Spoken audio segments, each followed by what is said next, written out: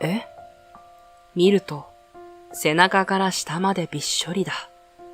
これから商談に向かわないといけないというのに。振り返ると、空のコップを手にした楓が、こちらを見て笑っている。そんな汚い格好をしてるから、ビールで消毒してあげたのよ。町工場に勤めている俺は、久しぶりの同窓会で、旧友たちとの会話に花を咲かせていた。だがそこに現れたのは、市議の楓。夫が大病院の次期院長ということもあり、彼女の華やかさはさらに増していた。だが、作業着姿の俺を見るなり、彼女は俺に向けてビールをかけてきたのだ。ビールで消毒してあげたのよ。そう言って高笑いする楓。ならば、こちらにも考えがある。ご主人に伝えてくれ。え？彼女にとっては軽はずみの遊びだったんだろう。だが、この行動が、俺と彼女の運命を大きく変えていくことになる。俺の名前は時枝空。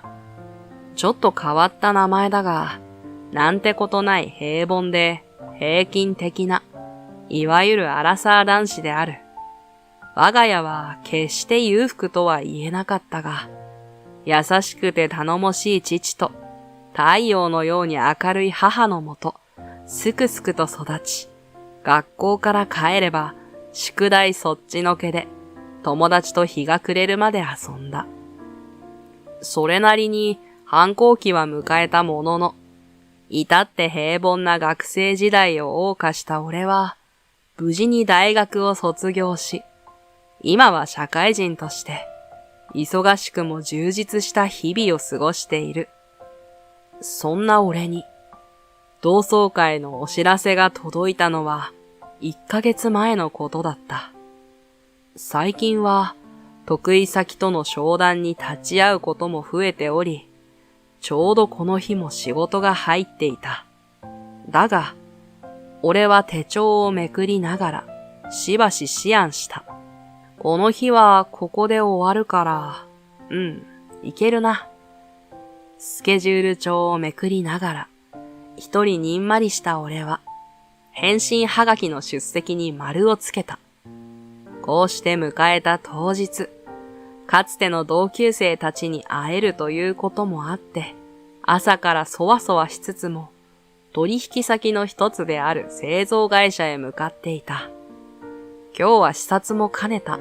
実際の製造現場に入って、担当者に案内されて、ある精密機器の最終工程の確認に立ち会うことになっていた。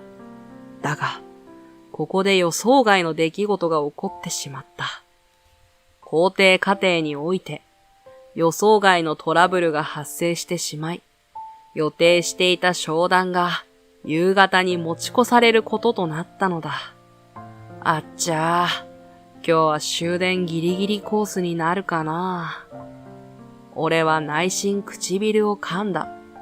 何よりも、同窓会に行けなくなってしまったことが、ショックでたまらない。救いを求めるように、腕時計を見た。もしかしたら、脳内で即座に時間を計算する。少しではあるが、同窓会に顔を出せそうだ。本来ならスーツでピシッと決めたいところだったが、着替えに戻る時間はない。仕方なく、作業着姿で同窓会会場へと向かった。久しぶり。なんだよその格好。お前こそ、ずいぶん老けたな。そんなのお前も一緒だろ？ねえ、みんなは今何してるの？会場に入るなり、懐かしい顔が次々と俺の元へやってきた。卒業してから十数年、それなりに年を取り、それぞれの場所で頑張ってきた。かつてはクラスのヒーローだった男子が、20顎を揺らしながら、嬉しそうに子供の写真を見せてくれる、小盆のパパとなっていたり、メガネをかけ、猫背気味でクラスの隅っこに座っていた女子が、見まごうほどの美人に様変わりしていたりと、それぞれに変貌を遂げている。場所や立場は違えども、ここに集まれば、一瞬のうちにあの頃の空気に戻った。だからこそ、この後に控える商談のことが頭によぎるたびに、俺は思わず舌打ちが出てしまう。お前この後も仕事？なんだよ、せっかく楽しく飲めるって楽しみにしてたのに。ほんと、参っちゃうよな。苦笑いしながら、俺は苦いウーロン茶を流し込む。空って、何の仕事してるんだっけ？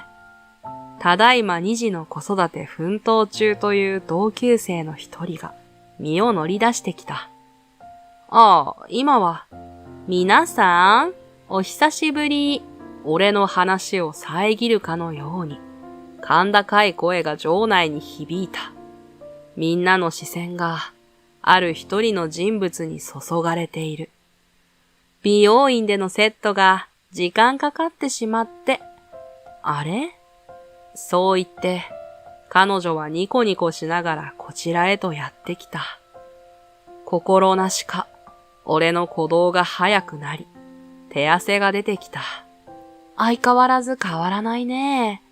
ほんと、着てるものも派手だし、彼女を遠巻きに見ながら、同級生たちは顔を寄せ合って何やら話をしている。その声色は、どこか毒を含んでおり、その目の奥は氷のように寒々しさを感じさせられた。だが、そんな視線などものともせず、その人は、ずんずんと俺の前まで来て、にこやかに笑ってみせた。なんだか楽しそうね。あれ？時枝くん？今気づいたかのような声色で、彼女は可愛らしく首をかしげてみせる。久しぶり、尾崎さん。動揺を悟られまいと、作り笑顔を見せるものの、俺の手はブルブルと震えていた。尾崎楓。忘れたくても忘れられない同級生である。見た目の可憐さと頭脳明晰ぶりから、学年中の男女から憧れられ、一目置かれる存在だった。無論、俺も密かに心ときめかせていた一人だ。楓もそのことを自覚していたからか、誰の前でも可憐に振る舞い、教師の前では隙を見せることなく、優秀な学生として信頼を一身に受けていた。だが、それはあくまでも表の顔だ。自分よりも明らかに格下だと認定した相手のことは、容赦なく見下し、反論しようにも、ことごとく論破してくるので、誰にも止められず、見て見ぬふりをするしかない。俺や同級生たちも幾度となく罵られてきた。楓はシャンパングラスを片手に、あの頃と変わらない視線を俺の頭から足元までじっくり浴びせた。それにしても、同窓会でその格好って何なの？そう言って鼻で笑ったのだ。ここ来る前、仕事で現場に行ってたから。へえ、その格好をしてるってことは、工場系の仕事してるってわけね。まあ、そうだけど。そうなんだ。明らかに馬鹿にしたような顔で、納得するようにうなずいている。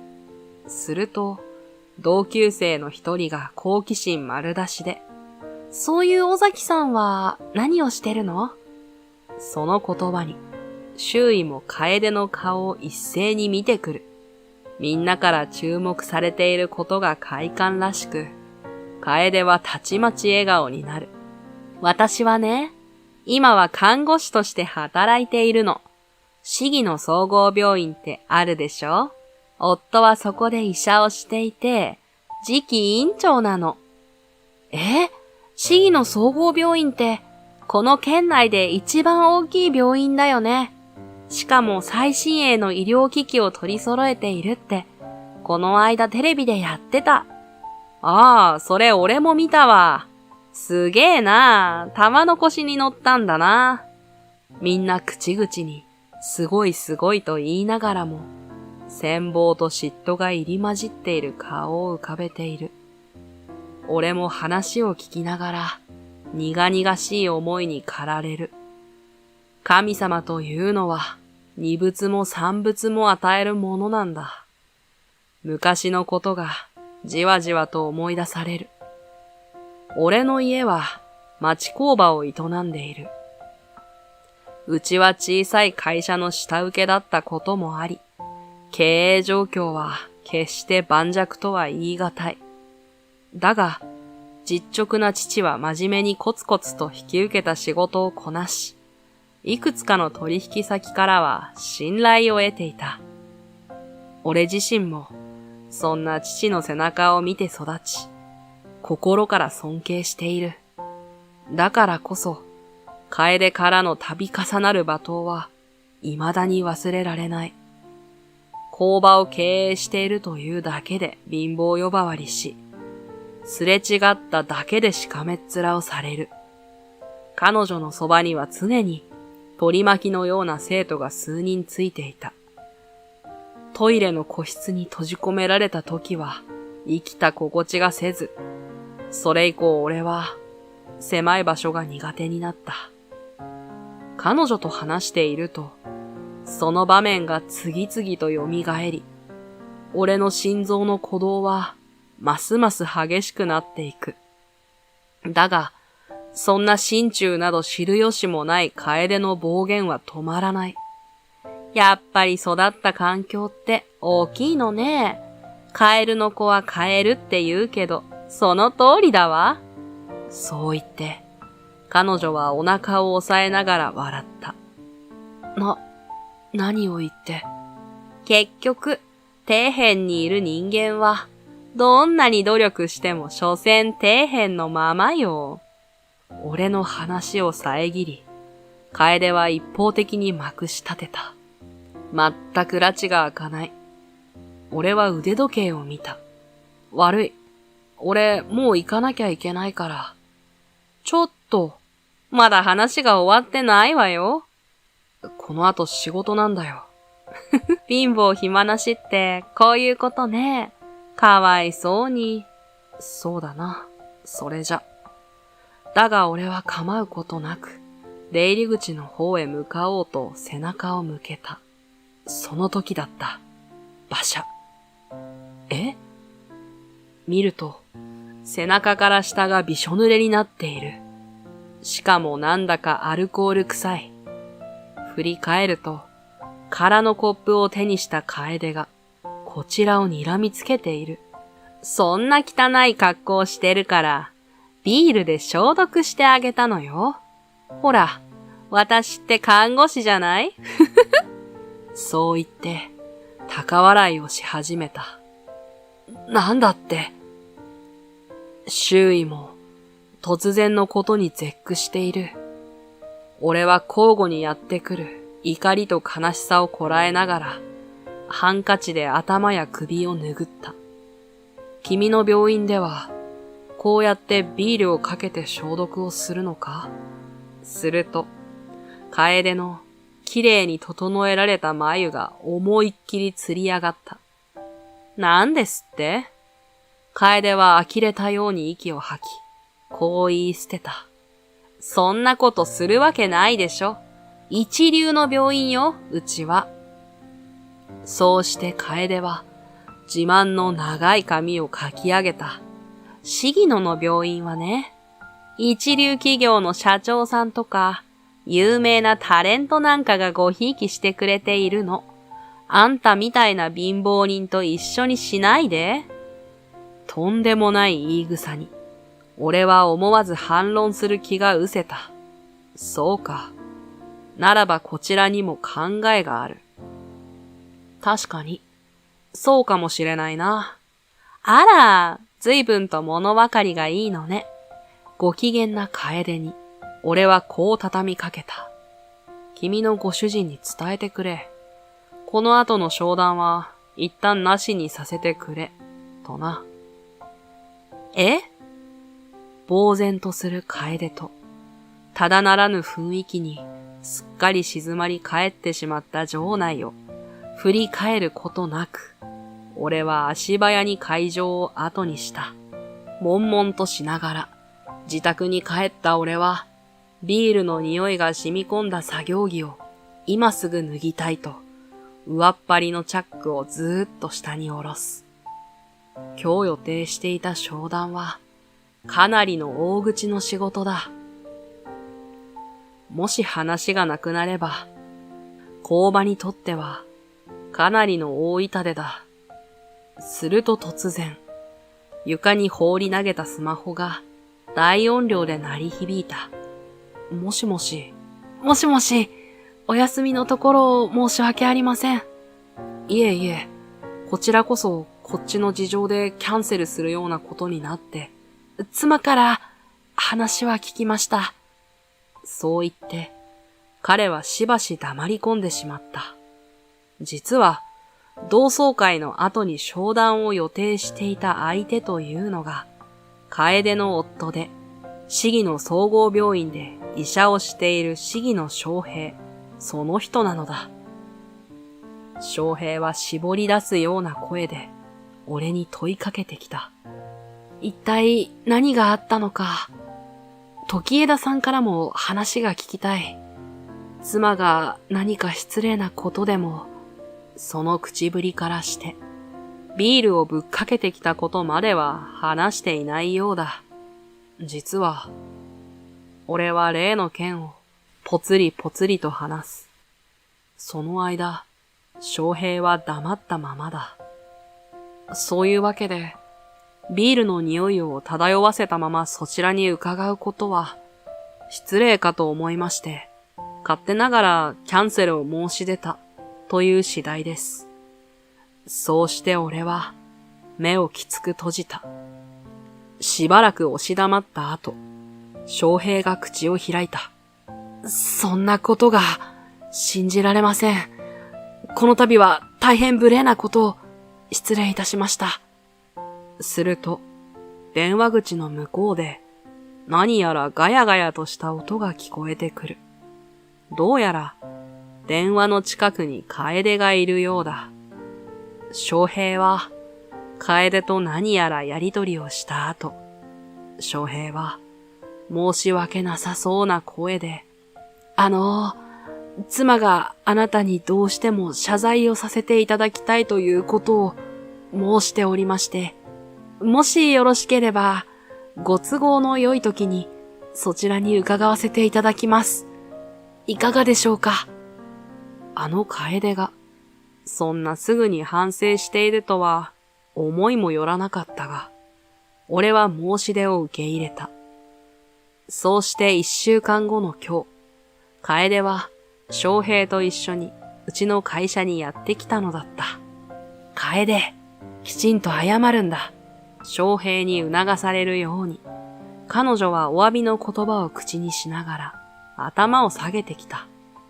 ビールをかけるようなことをしてしまってすみませんでした。夫が言う手前、しぶしぶ謝罪していることがありありと伝わる。翔平も一緒になって謝罪をする。この度は妻が大変無礼なことをしてしまい、申し訳ありませんでした。はい。今まで頭を下げる場面は数えきれないほどあったが、頭を下げられる側になるのはめったにない。こういう時はどういう言葉を返せばいいのか、しばし逡巡していると、頭を上げた翔平がすがりつくような顔で俺に問いかけてきた。この度は取引のお話はいかがなものでしょうか。県内一の総合病院の次期院長と呼ばれるこの彼が、この俺に頭を下げるのには理由があったのだった。俺は新卒で入った会社で3年ほど働いた後、父の工場を引き継いだ。この数十年、情勢が一気に変わり、工場もその影響をもろに食らってしまったことで、経営は危機的状況に陥ってしまった。父からも、継ぐことをやめてもいいんだと何度も言ってくれたけれど、俺は気持ちを固めていた。前社である某機器メーカーに就職したのもすべて、父や職人さんたちに負けじと力をつけたいと思ったその一心だったからだ。こうして社長として、俺はこれまで培ってきた技術を駆使し、これまでにない精巧なネジを作ることに心血を注いだ。言うまでもないが、どんな機械であっても、ネジがなければ製品を作ることはできない。ネジ一本に少しの欠陥があれば、信頼はたちまちのうちに失墜し、工場はたちまち大損害を被ることとなる。ここで作ったネジが世のため人のために働いてほしい。俺はそんな思いを抱きながら、仲間たちと共に汗を流し、時には悔し涙を流しながら、試行錯誤を繰り返した結果、最高級のネジを作り上げることに成功したのだ。こうして、うちで作ったネジは評判を呼び、今では宇宙ロケットを開発する某有名企業とも取引することが増えた。工場はこれまでにないほど注文が殺到し、嬉しい悲鳴が上がっている。そうして今は、いくつかの医療機器メーカーと取引を結び、現在は脊髄を損傷してしまった患者さんが治療のために使用する脊椎インプラントという器具をうちで手掛けている。これらの製品が再び評判を呼んでおり、市議の総合病院では、こうした脊椎インプラントをはじめとした最新の医療機器導入を検討していた。彼の病院は、今まで県内一規模の大きい病院にあぐらをかき、なりふり構わない経営を繰り返してきた結果、近年は赤字が続いていた。翔平は焦っていた。自分が院長になっても、この赤字から脱却できなければ、病院の評判は地に落ち、最悪はスタッフを路頭に迷わせることになってしまう。それだけは絶対に避けなければならない。どうかお願いします。市議の総合病院の命運がかかっているんです。翔平は土下座の格好になり、額を床にこすりつけんばかりの勢いで、再び頭を下げる。夫の必死な様子に、楓は思わずあっけに取られている。俺はひざまずき、彼の肩に手を置いた。市議の先生、頭を上げてください。頭を上げた翔平の目は、潤んでいた。俺も社長として、工場やその従業員たちを守らなければならない責任がある。あなたと一緒だ。そう言って、翔平の横にいる楓をちらっと見た。工場に勤めてるって言うとね、決まって言われるんですよ。大変ですねって。工場って言うと貧乏人がやってるって思われてるみたいで。俺すごく嫌なんですよ。工場が昔から頑張ってきたから、これだけ経済も発展してきたわけで。俺は思わず、作業着の裾をぎゅっと握った。俺は、この作業服に誇りを持ってます。時枝さん。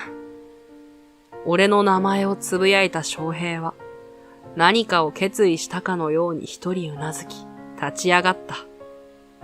翔平は、曇った表情を浮かべている楓に対し、こう言い放った。今回のことはすべて、君がとんでもないことをしでかしたからだ。だよな。これだからお嬢様は厄介なんだよ。楓、君がこうして恵まれた生活を送れているのは、僕がこうして頭を下げているからだ。だがそれも今日が最後だ。そう言って、氷のように冷たい目を楓に向けた。もうこれ以上、楓との生活は耐えられない。離婚だ。え？夫からの思わぬ宣告に、楓は言葉が出なかった。だが、翔平の表情は変わらなかった。鴫野先生、いくらなんでも離婚って。時枝さん、私は、この脊椎インプラントに全てをかけています。私は院長として、これ以上病院を危機にさらすわけにいかない。今回の原因を作った彼女とは離婚します。だから、鴫野先生。翔平さん、私、心を入れ替える。院長の妻としてもっと頑張るから。どの口が言ってるんだ。楓の必死な懇願に対して、翔平は冷たくあしらった。見た目で騙されて、僕は本当にバカだった。今回の件でそれが嫌というほど身に染みた。これ以上僕の足を引っ張るな。わかったらとっとと出ていくんだな。そんな。悲嘆に暮れる楓を、翔平はもう用済みだと言わんばかりに切り捨てた。俺としては、十分な謝罪をしてもらったこともあり、後日改めて契約をすることで、万事解決できると考えていた。だがまさか、こんな展開になるとは。最初に抱いた翔平への印象と、楓に対する態度のあまりの違いに、俺は何とも形容しがたい思いに駆られたのだった。こうして、市議の総合病院とは、正式に契約を締結し、工場としても久しぶりの大口受注にやる気が高まっていった。病院は経営危機から何とか脱することができ、市議の総合病院は最先端の治療を受けられるとの評判が広まっていった。翔平もやり手の院長として医療界隈において有名となりつつあった。そして時期間もなくして、楓との離婚が成立したと、俺は人づてに聞いた。それから、数ヶ月経ったある日のことだった。忙しかった仕事がようやく一段落し、俺はおしゃれな街並みを見ながら、鼻歌混じりで歩いていた。すると向こうから、見覚えのある顔が歩いてきた。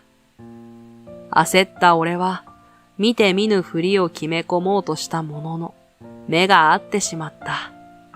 どうも。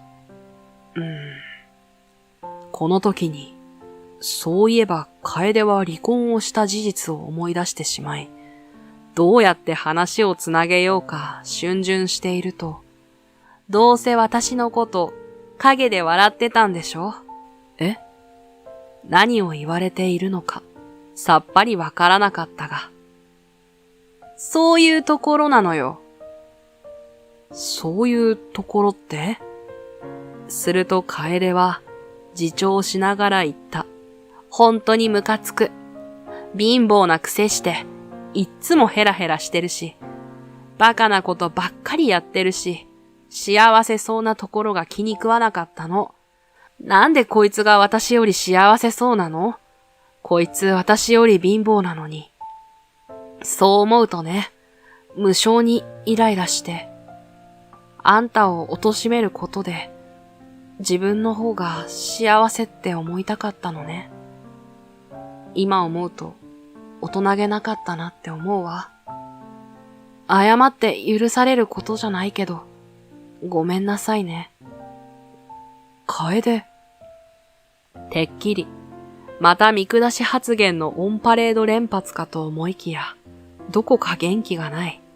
しかも、遥か昔の学生時代のことが出てくるとは、思わず、そんなことを漏らしてしまった。そういう君も、いつも寂しそうな顔をしていたね。え？そうだった？予想外のリアクションに、俺は思い切って打ち明けることにした。尾崎さんは気づいてなかったと思うけど、俺は君のこと、ずっと憧れてたんだよ。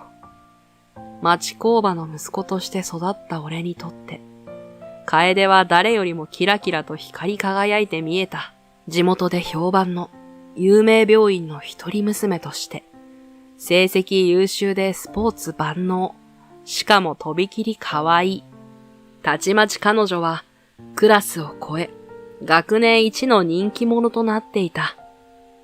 そんな文武両道な楓のことを、男子ならば一度は憧れたことだろう。だからこそ、時折見せる彼女の寂しそうな表情が、俺の胸に引っかかり、なかなか離れなかった。もしかしたら俺たちには、計り知れない苦悩が多々あったに違いない。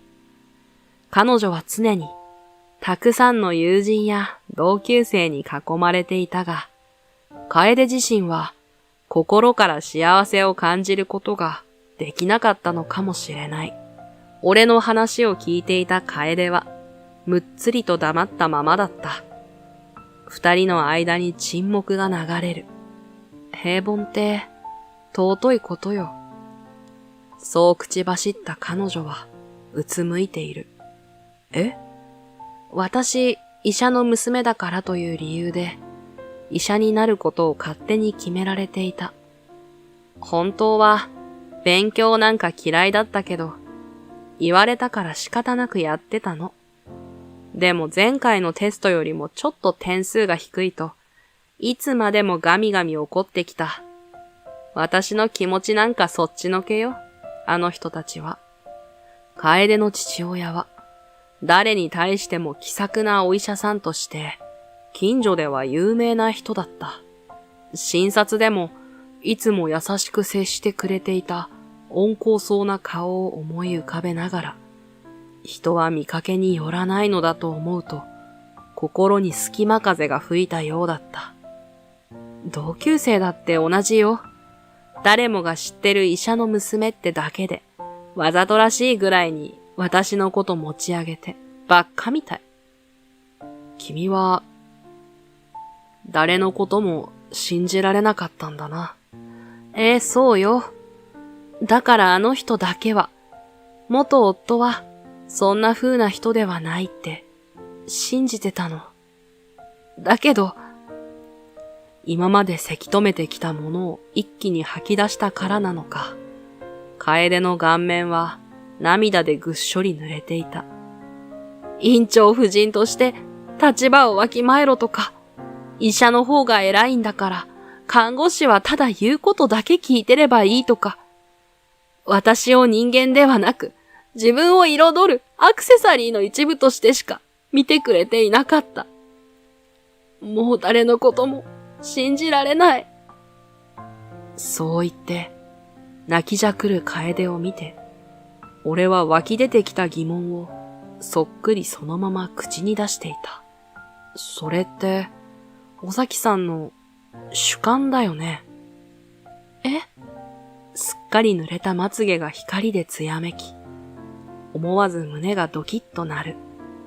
君の周囲の人間全員が絶対そう思っていたんだって言い切れるのかな？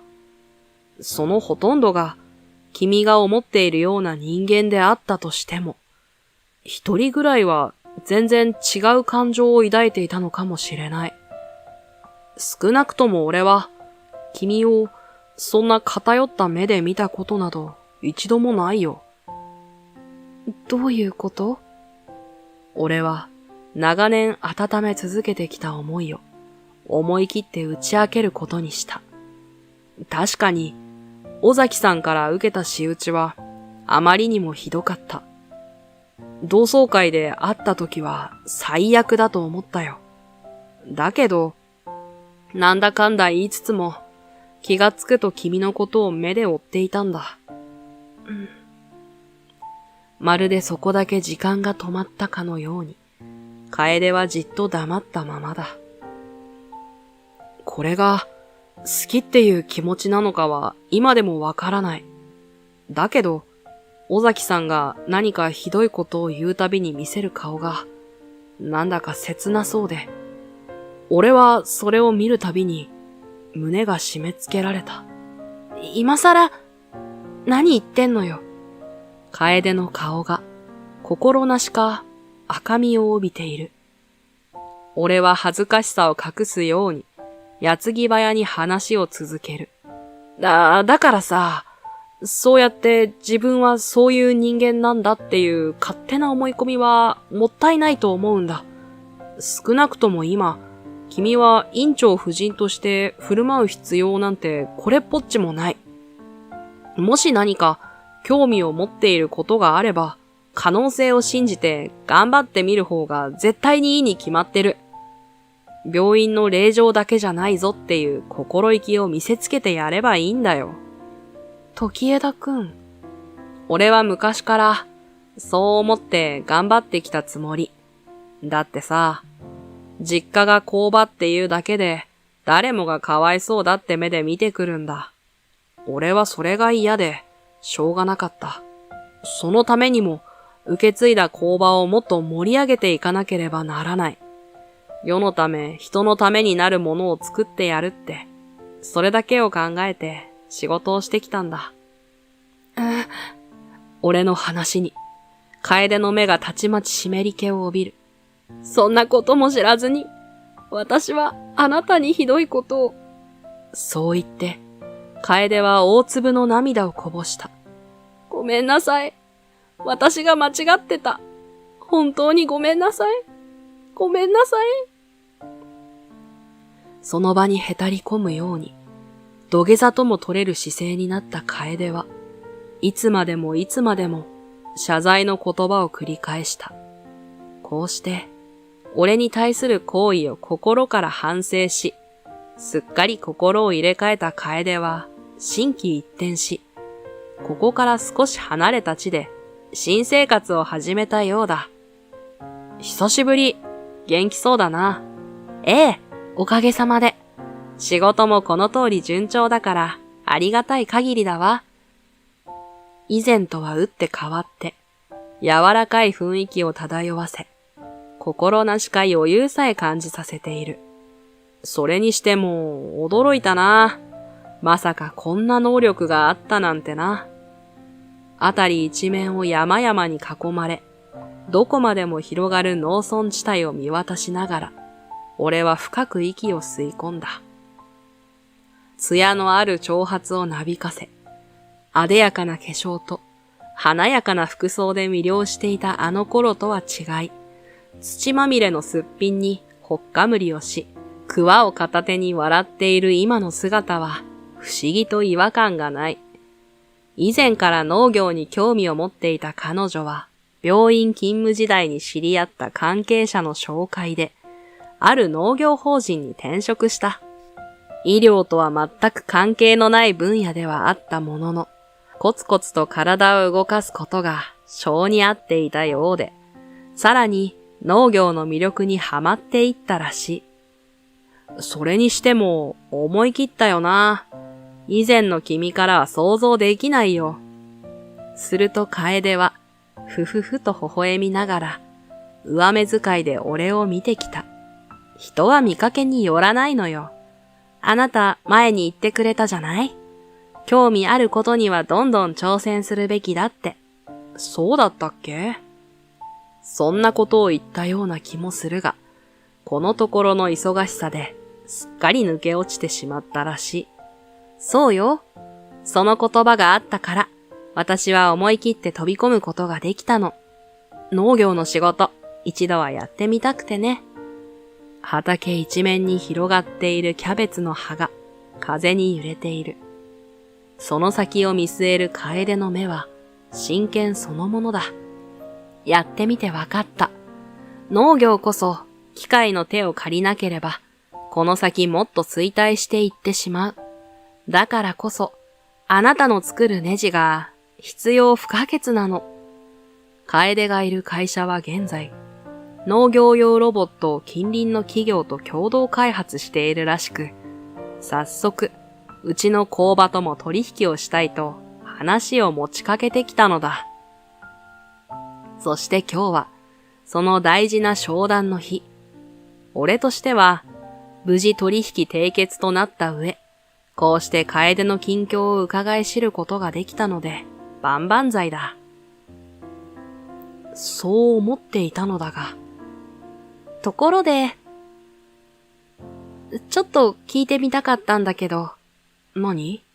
すると、楓の顔がふわーっと赤みを帯びていく。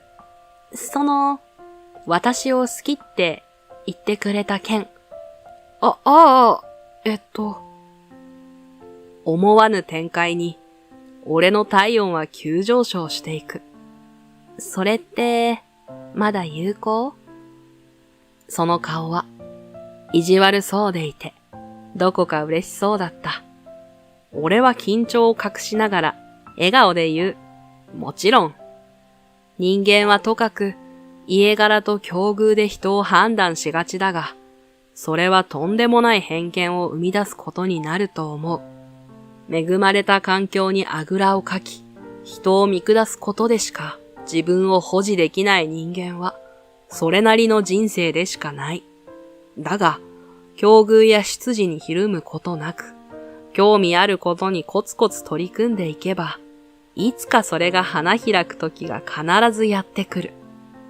今自分には何も取り柄がないと悩んでいる人や、どうせ自分の家は貧乏だからと諦めている人、かつての俺も同じように悩んでいた。でもどうか諦めないでほしい。やってみたいというささやかな好奇心が、いつしかあなたの人生を大きく変えることになるかもしれないから。リフォームによってすっかり変わり果てた家を案内する技師の口から信じられない言葉が飛び出した。ここがお母さんの部屋です。もう年ですから、そんなに広くても仕方がないですよね。技師の幸恵が母を案内したのは、物置としか思えない4畳程度の狭い部屋だった。前の部屋は持て余していたみたいですから、お母さんにぴったりな部屋をあてがってあげたんですよ。恩着せがましく言い放つ幸恵とは対照的に、母はがっかりとした様子を隠すこともなく、窓のないジメジメとした部屋を見渡した。そんな母に対し、幸恵はとどめとばかりに言い放つ。この部屋が嫌だというならどうぞ出て行ってください。リフォーム費用はお返しできませんけど。興奮した時の癖で、幸恵は鼻を大きく広げて母を見下していた。1から10までリフォームの費用を出した母に対するあまりの仕打ちに、私は拳をぎゅっと握りしめて怒りを押し殺すほかない。せいぜい今だけ優越感に浸っていればいい。私はこの状況を逆転させる書類の存在を確認しながらゆっくりと呼吸を整えた。私の名前は立花かな。32歳で夫と2人の子供がいる。最近2人目が保育園に入ったことをきっかけに保健外交員として働き始めた。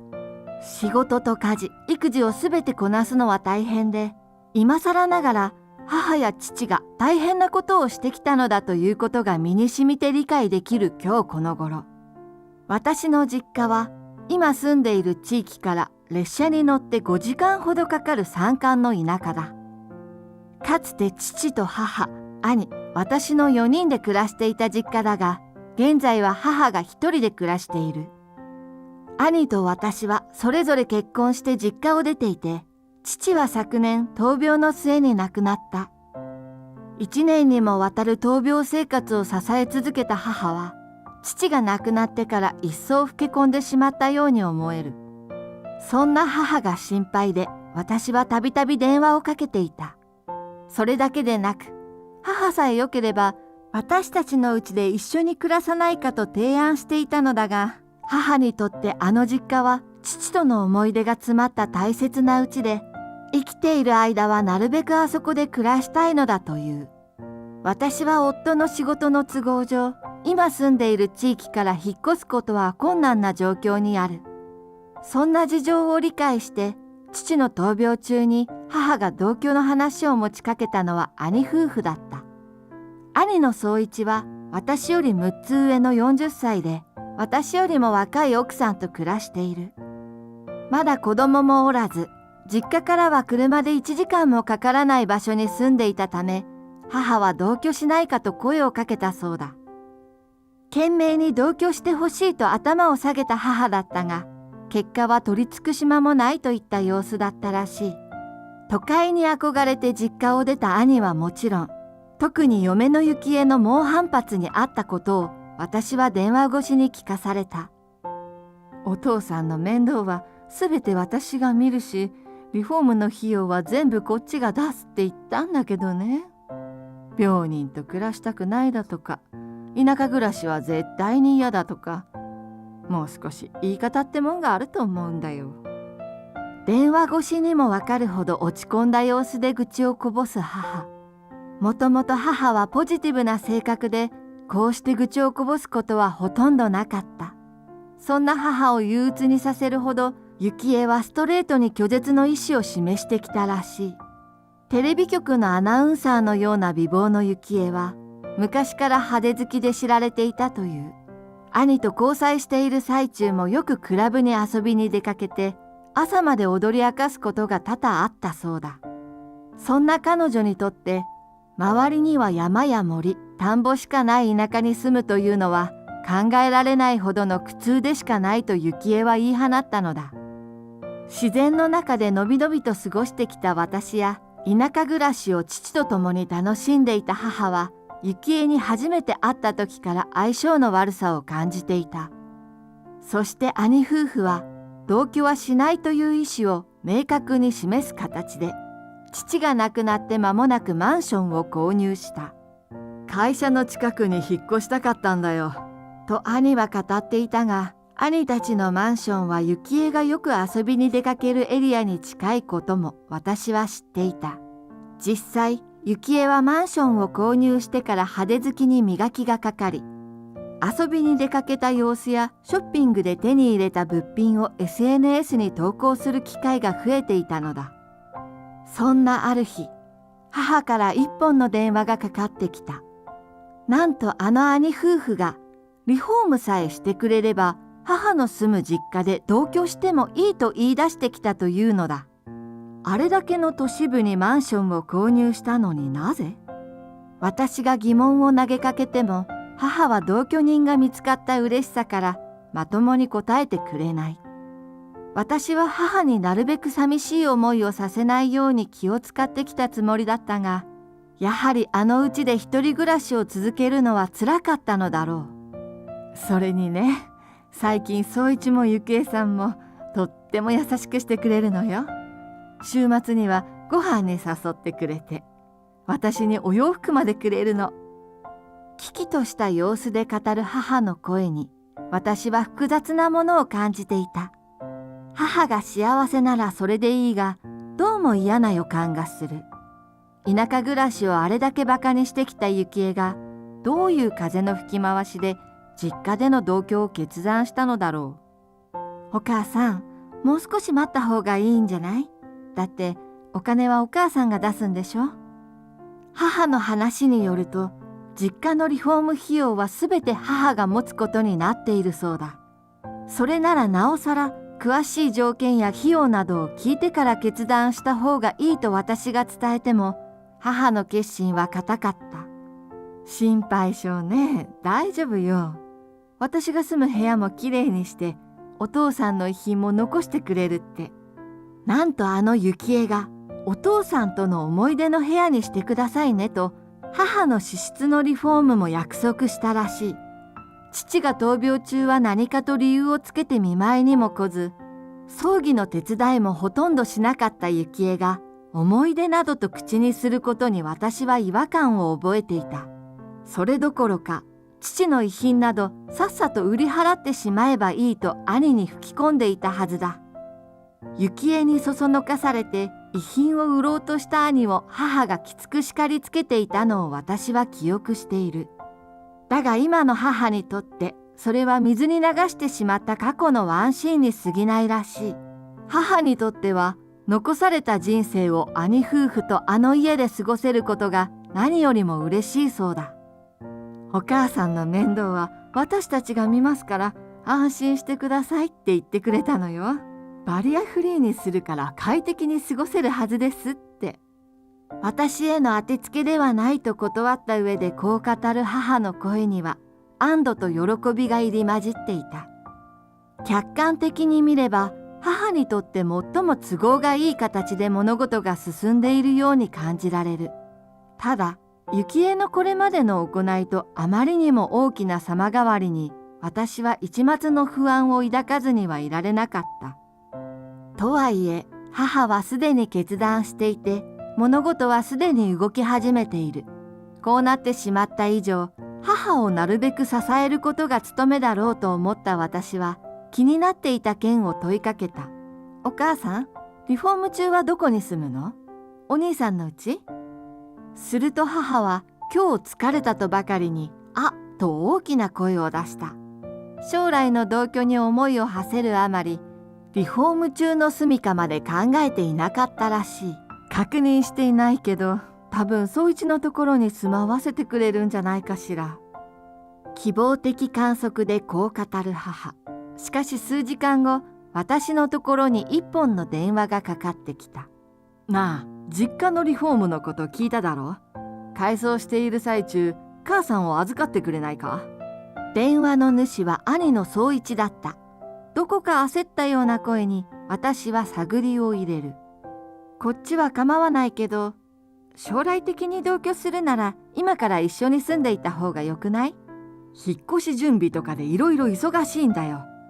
あのうちで暮らすわけでもないのにいちいち口出しすんな。苛立ちを隠すことなく乱暴に電話を切る兄。結局母は実家をリフォームする期間私たち夫婦のうちで暮らすことになった。おばあちゃんのお料理すんごくおいしい。ねえ、今度ハンバーグ作って。同居を始めて3日も経たないうちに子供たちは母に料理をせがむようになっていた。実家に帰った時は出前の寿司などを頼むことが多かったため母の本格的な料理を口にする機会は孫である私の子供たちにはあまりなかったのだ。はいはい、明日作りましょうね。陽平さん、おかわりはいいの？ありがとうございますお母さん。でも僕は。夫の陽平が伏し目がちに私を見る。その視線の意味を悟った私は、遠慮しないでいいわよ。母さんの料理が美味しいのは私が一番よく知ってるから。と笑顔を見せた。私も料理はそこそこできる自信はあるが、やはりまだまだ母にはかなわない。そもそも母と父は、父が病魔に襲われるまでは、夫婦で小料理屋を開きたいと周囲に語っており、そのための修練も重ねていた。父が亡くなってからは、つつましく暮らしていけば生活は大丈夫だからという理由で小料理屋の夢は諦めてしまったのだが、料理の腕は衰えていない。こうやって誰かに食べてもらうのはやっぱりいいわね。久しぶりで張り切っちゃったわ。嬉しそうに語る母を前にして私は父のことを思い出していた。そういえばお父さんはお母さんの肉じゃがが大好きだったね。ああ、久しぶりに食べたくなってきた。かなったらしょうがないわね。じゃあ明日は肉じゃがとハンバーグにしましょうか。大勢に囲まれて料理を振る舞い笑顔を見せる母。大盛況の夕飯が終わった後、私は食器を洗いながら母に尋ねた。お母さん、やっぱり小料理屋やってみたら？絶対にうまくいくと思うよ。でもリフォームしてお店までやるのはちょっとお金がね。そいちたちにも悪いし。歯切れ悪く語る母の口ぶりから、やはりまだ小料理屋への憧れは消えていないのだなと私は感じていた。母が私たち夫婦と同居を始めてから2ヶ月ほど経ち、リフォームもそろそろ終わりに差し掛かった頃、珍しく着飾って出かけた母が帰ってくるなり不安げな顔で問いかけてきた。ねえ、宗一がハローワークから出てくるところを見たんだけど、あの子ちゃんと仕事してるわよね。母は今日古くからの友人と同窓会をするということで市街地に出かけていた。その帰りに駅前を通ったところ、ハローワークから出てくる兄を見つけたというのだ。気になった私が兄に電話すると、あ、何わけわかんねえこと言ってんだよ。と乱暴に電話を切られてしまう。ただ声色から兄に後ろめたいことがあるということだけは推測できた。保険外交員の仕事の合間を縫って、私は兄が勤める会社について探りを入れてみた。すると、母にリフォームと同居を持ちかける少し前に、兄が解雇されていたことが判明する。兄の収入がなくなれば、購入したばかりのマンションのローンを払うことも難しい。つまり、これから住む場所がなくなることを見越して、兄たちは母に同居を迫ったのだろう。失職したことを親に伝えるのが恥ずかしくて、なかなか言い出せなかったのかもしれないが、重大な情報を隠していたことは紛れもない事実。疑念を抱いた私は、工務店に問い合わせてリフォームの詳細を聞き出すことにした。すると、改装されたうちには、母が住むための部屋と思われるエリアが存在しなかったのだ。失職してしまった兄に対する同情が強い怒りに変わった瞬間だった。母が大切にしてきた実家を乗っ取ろうとしているのだとしたら、兄たちを許すことはできない。そんな私の感情など知る由もなく、兄夫婦はリフォームを終えた実家に私と母を招待するのだった。そこで待っていたのは、我が物顔で私たちの実家を案内する幸恵と、どこかそわそわした様子の兄だった。台所は思い切ってアイランドキッチンにしてみました。とってもおしゃれでしょ？幸恵は不格好なダンスを思わせるステップを踏みながら、真新しい台所を機器として紹介する。改装したうちには、かつての実家の趣がどこにも感じられなかった。それどころか、母が上がるのに苦労するような急な階段や、足がつまずきそうな段差など、バリアフリーの観念が見当たらない作りばかり。この時点ですでに兄夫婦が母を同居人として見ていないことは明らかだった。そして極めつけは、母の部屋として案内された物置のような部屋だ。4畳ほどの窓のないスペースに、布団と母の私物、父の遺品が入った段ボールが乱暴に置かれている。お母さんはもうお年ですから、このぐらいの広さの方が掃除しやすいでしょ？母のお金を使って自分たちが住みやすい環境を整えつつ、肝心の母にみすぼらしい部屋を与えようと提案したのは間違いなく幸恵だろう。部屋の中に入ってくることなく、廊下で申し訳なさそうにしている兄の様子からも、それは明らかだった。気に入りませんでした？困りましたね。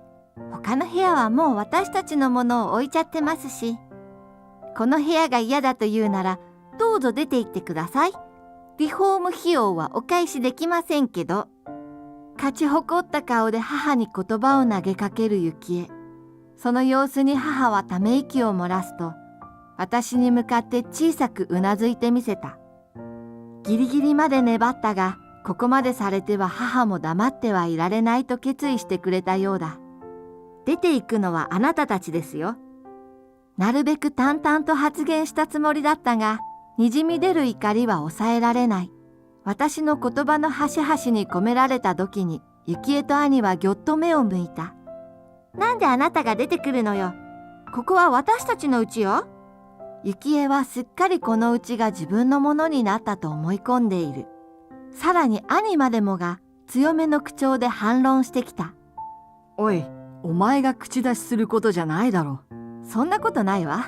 だってここは名義上私の家なんだから。は？何言ってるんだよ。ここは母さんの名義だろ。かなさんって前からバカだって思ってたけど、ここまで来ると救いようがないわね。バカはそっちよ。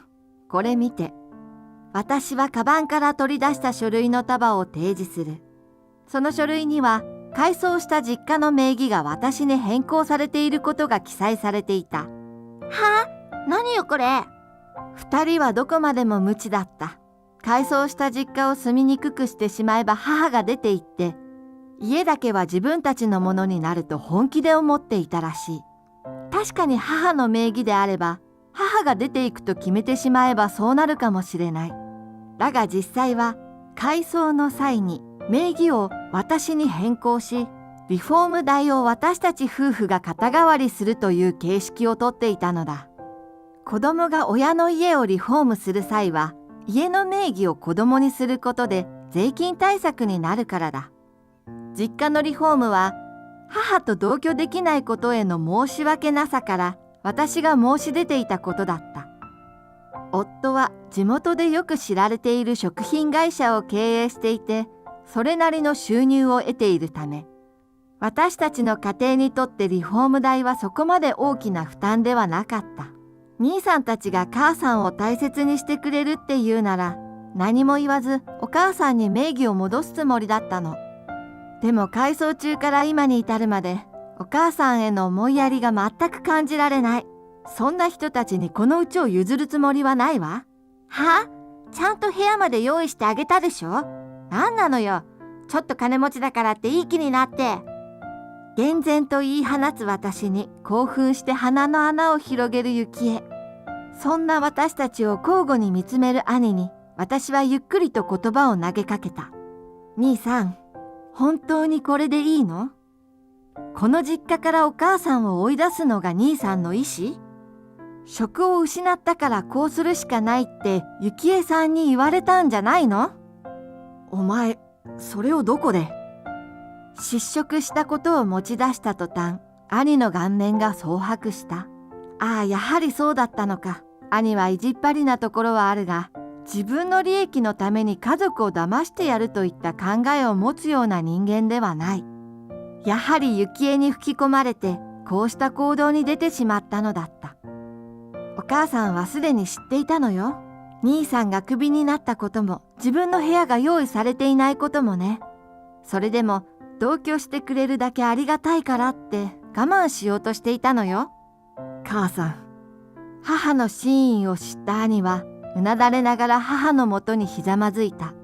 そんな息子の肩を母は優しく叩き、宗一、ごめんなさいね。母さん、一緒に暮らしてくれるって聞いて本当に嬉しかったのよ。母さん、ごめんなさい。ふざけんじゃないわよ。この家を手に入れて売り払えば、また都会で暮らせるって何？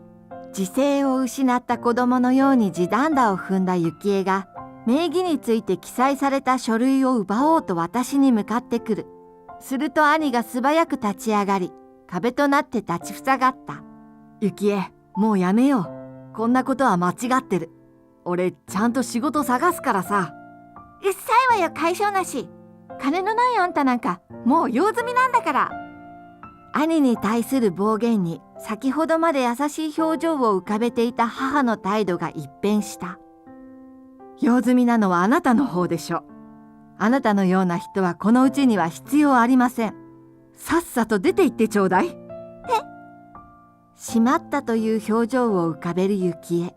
ここで失敗しても、再び母を懐柔できれば、このうちを手に入れることができた可能性が頭に思い浮かんだのだろう。そんな、お母さん、今のは冗談ですよ。追い出したりしないで。うるさい。あなたはこのうちが欲しいだけなんでしょ。あなたなんかに絶対渡すもんですか。早くこのうちから出て行って。すがりつく幸恵を一括する母は、実子の私でさえ見たことがないほどの迫力だった。すっかり気をされた幸恵が未練たらたらといった様子で立ち去っていく。その後1週間も経たないうちに兄と幸恵の離婚は成立したらしい。マンションを手放した兄は小さなアパートで一人暮らしをしながら貯蓄を崩しつつ仕事を探している。そして話し合いの結果、私たち家族は子供たちと共に実家へと引っ越すことになった。私たちが実家に越してきて1年ほど経った頃、実家には多くの人が集まっていた。パーティーを開いているのではない。実家に併設した母の小料理屋が多くの客でごった返しているのだ。幸恵が出て行った後、母の願いを叶える形で追加のリフォームを行うことになった。バリアフリーや母の部屋の改装とともに併設したのが小料理屋だ。カウンターにテーブル席2つと比較的手狭ながらも家庭的な雰囲気を漂わせている。おかみさん、肉じゃがおいしいね。おかわりお願いします。ごちそうさま。また来るよ。母のお手製の料理に舌包みを打つ客の表情はどれも明るく輝いていた。昼はもちろん、夜間の営業でも来店する客が絶えない人気店として地元メディアの取材を受けるほどだった。そんな大盛況の小料理屋には母の指示でテキパキと働く兄の姿もあった。なかなか仕事が見つからない兄を見かねて母が呼び寄せたのだった。兄は最初申し訳ないと言って断ろうとしていたが、すまないと思っているなら手伝ってと母に言われ、実家に戻ってくる決意をしたらしい。小料理屋の壁には亡き父の写真も飾られている。営業時間が終わって片付けをしている時、母が写真に話しかけているのを私はこっそりと覗いていた。お父さん、私は幸せですよ。子供たちや孫に囲まれてこんなに楽しく過ごしています。ですからどうか安らかに眠ってくださいね。新たな門出を迎えた母とそれを天国から見守る父。リフォームを経てこの実家はまた家族が集まる場所として生まれ変わったのだと私は心から実感した。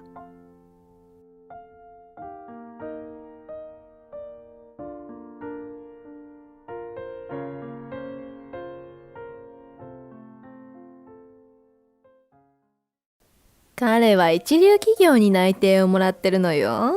何にもできない高卒のあんたとは大違い。姉の結婚式に呼ばれて、俺は姉に新郎を紹介されていた。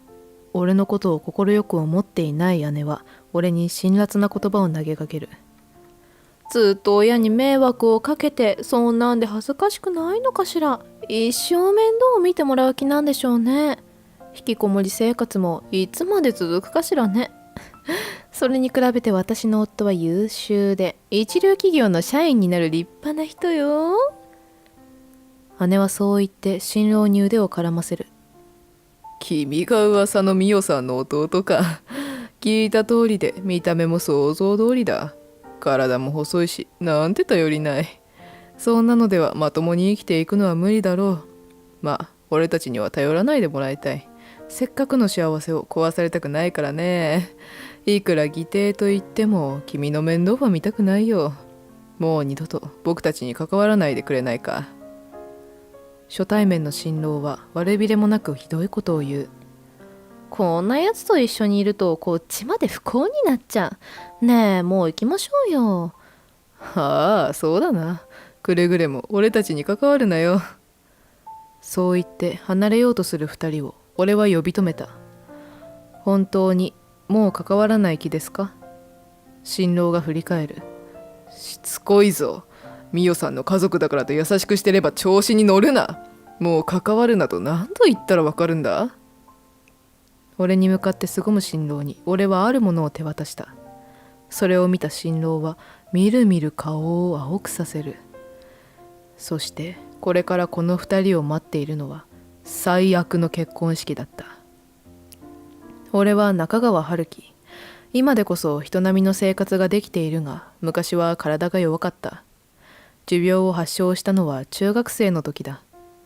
突然の胸の痛み、息苦しさ、それは日を追うごとに辛さが増す。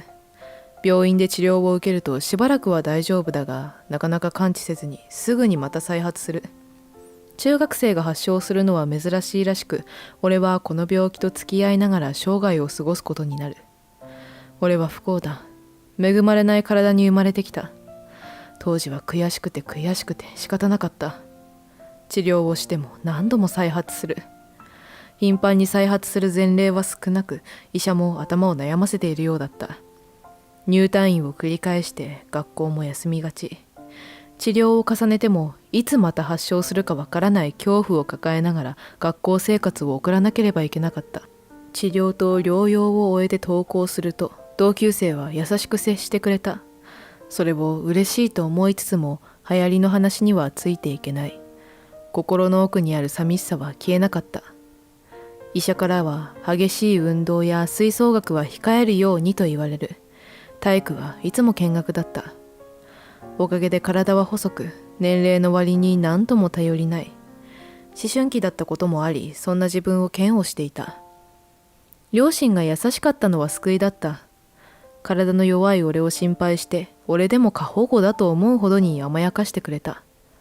欲しいと言えば何でも買ってくれたし、いつも気にかけてくれた。あまりに甘やかされる俺を姉が快く思っていなかったのは明らかだった。母と姉はよく口喧嘩をしていた。また春樹にゲーム買ったの？この前も買ってたじゃん。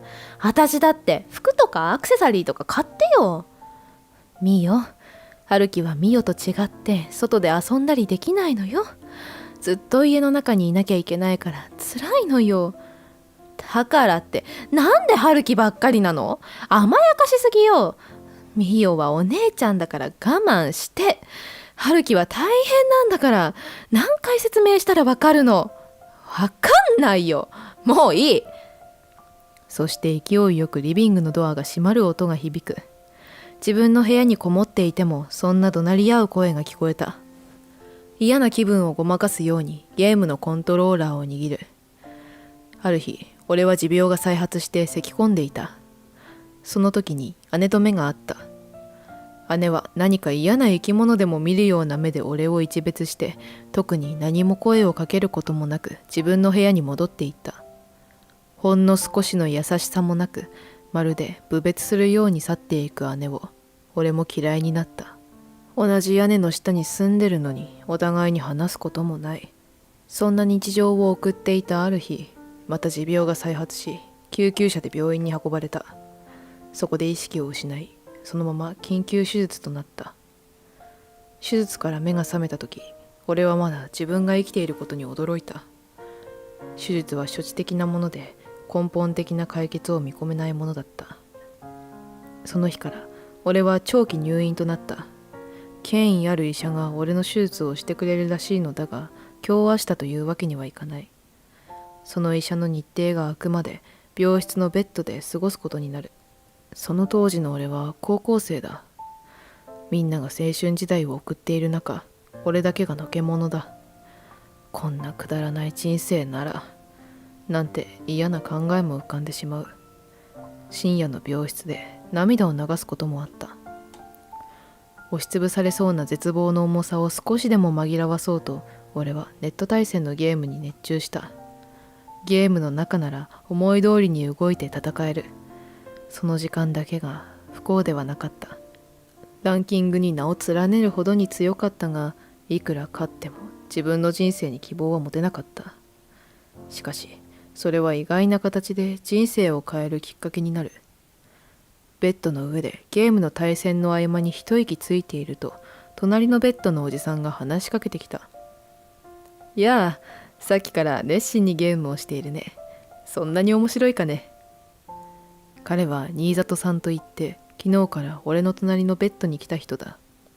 面白いですよ。よかったらやりますか？俺はゲーム機を差し出す。いいのかい？退屈で仕方ないから嬉しいよ。やり方を教えてくれるかな？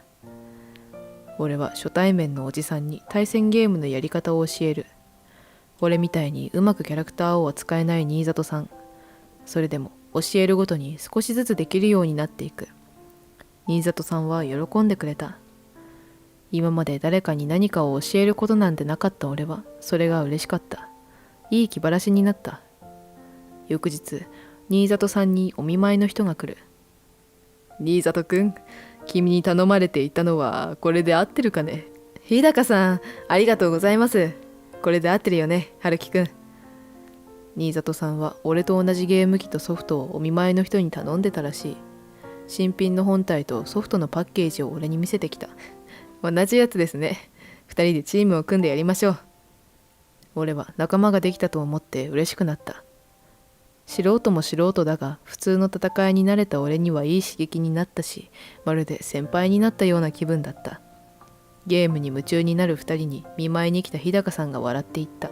新里くんにこれを頼まれた時には驚いたが、そういうわけだったのか。その日から俺と新里さんはゲームの中で戦友になった。ゲームの合間にお互いのことを話す。俺とは違う病気だったが、新里さんも体は弱い。入院も多く経験しているらしい。いわば俺と同じ境遇の人だった。人生の先輩を見つけたような気がした俺は、自然と新里さんに自分の悩みを相談することになった。今までは誰にも相談できなかったことだ。自分の病気のこと、両親のこと、姉のこと、俺自身の気持ち。一通り話して、新里さんがどういう気持ちで今を生きているのか尋ねた。今の気持ちか。君も大変だね。言われてみれば、私もそんな風に思っていた時期があったな。何の才能もないどころか、こんなハンデを背負うことになるとはね。正直に言うと、今も理不尽に思っているよ。なんで自分はこんな体なんだって。自分の力で生きていきたい。人並みの生活がしたい。昔はそんなことばかり考えていたよ。今はなんとかそれができているから、人生は楽しいよ。ゲームでは足手まといで頼りなかったのに、新里さんの言葉はこれでもかというほど俺の心に響いた。自分の力で生きていきたい。誰にも頼らず、迷惑もかけず、一人前の人間として生きていくこと。最初からそれは無理だと思っていた。しかし、新里さんの言葉で気がついた。俺は諦めていただけだ。何の挑戦もしていない。新里さん、どうしたらあなたみたいになれますか？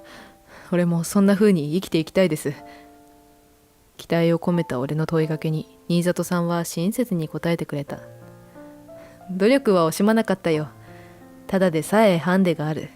普通にしていても普通以下だ。努力してやっと人並み。そこがスタート地点だ。人に必要とされるようにしっかりと実力をつけて、本当の意味で自信を持った。そしてそれを認めてくれる人に出会えた。日高さんはいい人だ。あの人の期待に応えられるように今も努力しているよ。君はまだまだ若い。目標を持って努力していれば必ず認められる日が来る。こんな私でも必要としてくれる人がいるんだから。俺は悔いていた。これまでの自分の人生を。努力する時間も機会もあった。俺は逃げていただけだ。嘆いていただけだ。辛い辛いと思いながら、ただ漫然と日々を送っていた。苦しみから逃れるために仕方なく手術を受けて、両親が心配するのをいいことに、それに甘え続けていた。俺はその日から両親にゲームを買ってくれと言わなくなった。代わりにいろんな本をねだった。資格を取ったり、ビジネスに役に立つような本。大学にはもう行けない。その代わり、大学生にも負けないぐらい勉強をしてやる。そして同じスタートラインに立ってやる。病気を理由に甘えた生活を続けるのはもう十分だ。一人でも生きていける力をつけるために、俺はまた本を買ってくれと両親に甘える。これが最後の甘えだと、俺は心に決めていた。手術をしたが、結局俺の体は完全には治らなかった。うまく病気と付き合いながら必死に努力を重ねる日々を送る。それは今も続いている。あれから数年後、俺は姉の結婚式に呼ばれた。結婚式場に来るのは人生で初めての経験だった。ちょっとしたお城のような建物、ふかふかの絨毯のような廊下、みんなも立派なスーツやドレスに身を包み、まるで貴族のパーティーのようだ。両親と一緒に親族の挨拶をして回る。そして式が始まる直前に新郎新婦の控え室に行く。そこで数年ぶりに姉と再会した。ニコニコしていた姉は俺と目が合うなり、急に険しい顔になる。実家にいた時にもほとんど話すこともなかった俺は少し気まずかった。今回の結婚式もできれば出たくなかったが、さすがに家族の一員でもあるし、中川家の面目もある。姉の表情からも俺が来てほしくないことは十分に伝わった。嫌いな姉だが別に不幸になってほしいとは思わない。邪魔をしないようにとりあえずおとなしくしておこう。そんな思いとは裏腹に、姉はわざわざ俺に新郎を紹介した。両親が新郎新婦の控え室から出て行って、俺も続いて出て行こうとすると、不意に姉から呼び止められる。春樹、私の夫を紹介してあげるわ。一人じゃ何にもできない高卒の春樹と違って、とっても優秀な人よ。立派に大学院も卒業して、一流の企業に内定ももらってるわ。春からは一流の商社、桜商事の社員になるのよ。あんたでも聞いたことぐらいはあるでしょう。年収もいいし、将来も安泰よ。春樹とは違ってね。ニヤニヤと嫌な笑みを浮かべる姉に新郎が口を開く。はあ、君が弟さんか。ミヨから聞いているよ。何でも親のすねっかじりの引きこもりなんだって。うちの妻にも子供の頃は随分と迷惑をかけていたそうじゃないか。確かに俺がこんな体でなければ両親はもう少し姉にも優しくしてただろうな。そう思うと俺は姉に反論する気も起きなかった。かといって他に何も返す言葉はない。黙ってうつむく俺に姉は言葉を覆いかぶせる。ほら言ったでしょ。春樹は昔からこうなの。自分じゃ何にもできない。本当に誰かに助けてもらわないと生きていけないぐらいか弱いの。あなたと違って随分と頼りないわ。そう思うでしょ。姉に問われた新郎はその言葉を疑いもせずに鵜呑みにした。ああ、君から聞いていた通りだな。気概もなさそうだ。僕の義弟になる人がどんな人かと思ったが、本当に頼りない。体も細いし覇気がない。あまり好きになれないタイプだ。そうでしょ。春樹はこれからもずっとお父さんとお母さんに面倒を見てもらうんでしょ。ずっと親に苦労をかけっぱなしで恥ずかしくないのかしらね。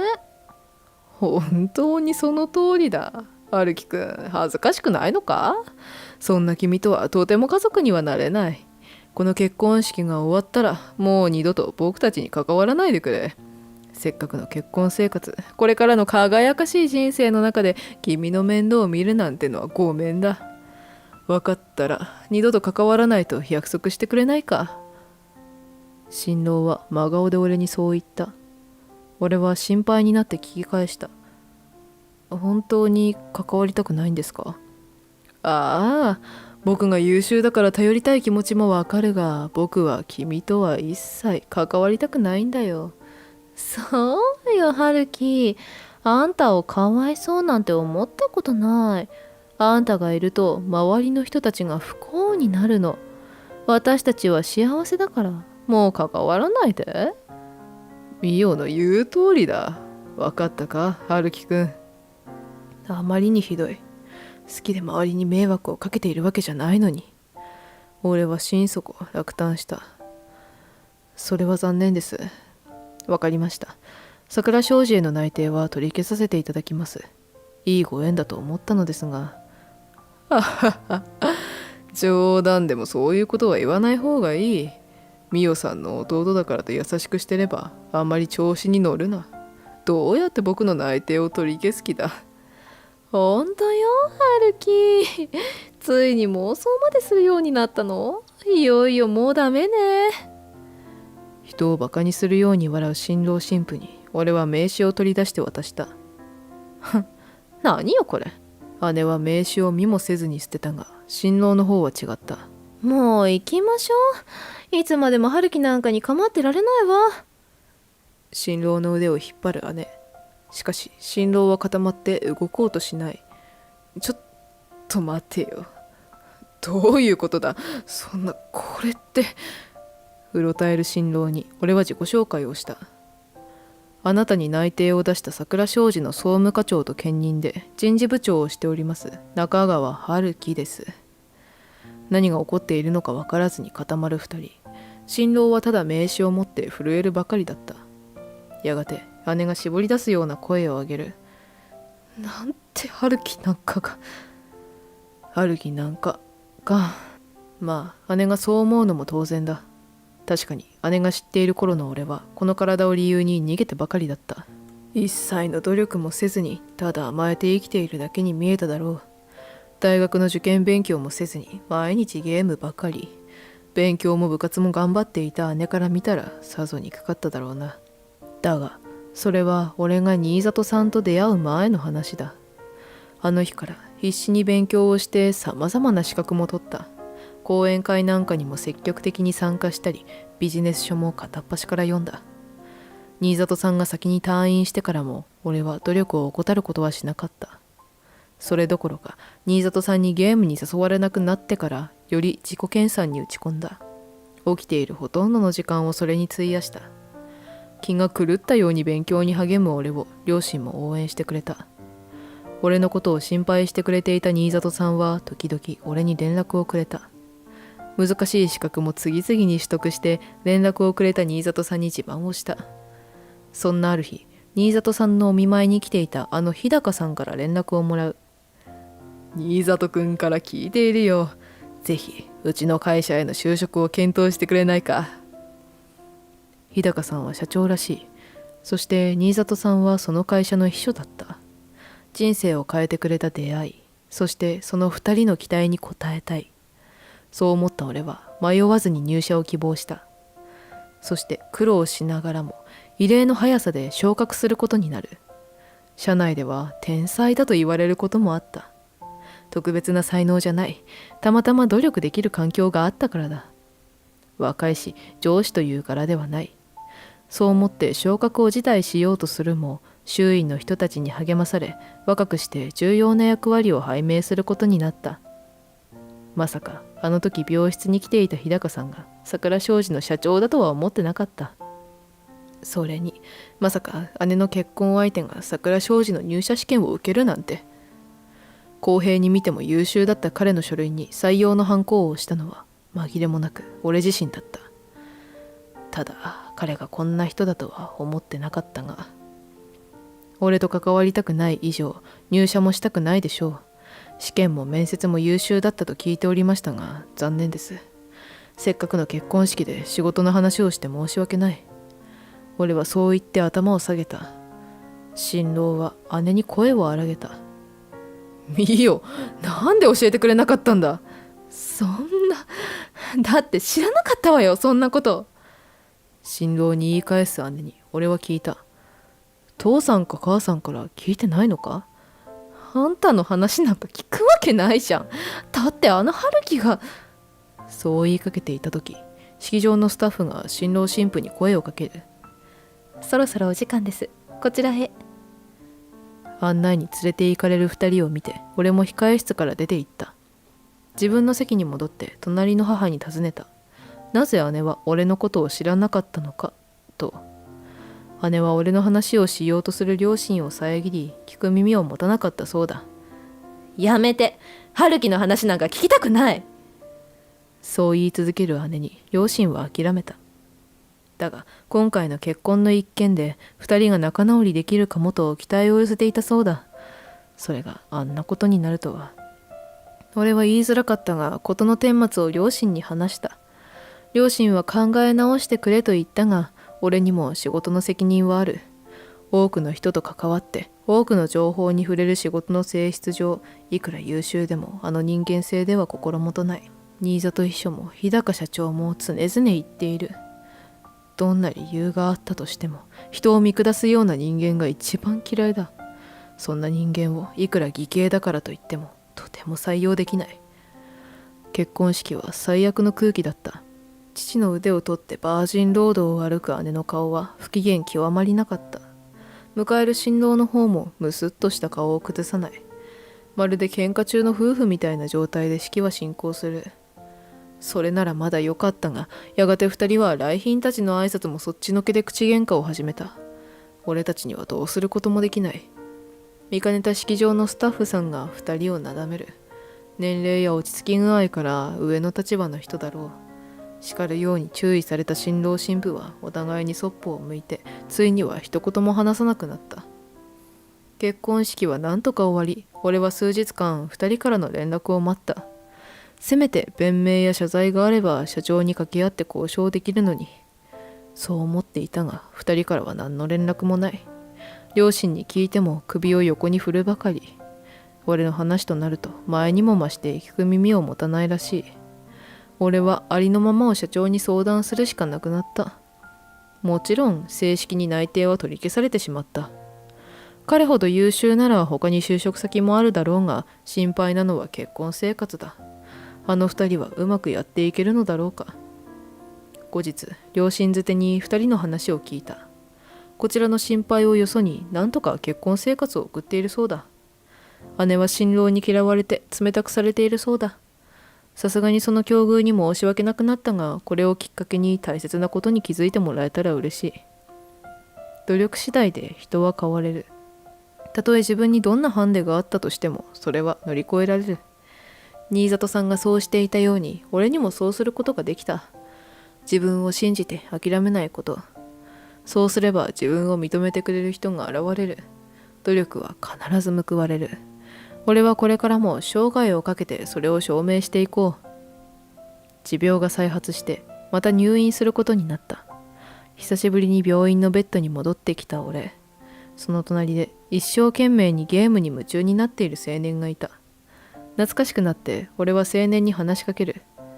随分と面白そうだね。俺も昔はよくゲームをしてたんだ。よかったら見せてくれないかな。青年はゲームを見せてくれて、俺にやり方を教えてくれた。俺はそのゲーム機とソフトを買ってきてほしいと新里さんに連絡した。彼と仲良くなり、退屈な病室の中で二人でゲームに熱中する。彼もまたハンデを背負って生きていた。ある日の夜、青年は俺に胸の内を明かしてくれた。俺もそうだった。まさに昔の自分を見ているようだった。今度は俺がこの青年に努力の証明をしてみせる番になった。努力は必ず報われる。俺たちがそれを証明してやろう。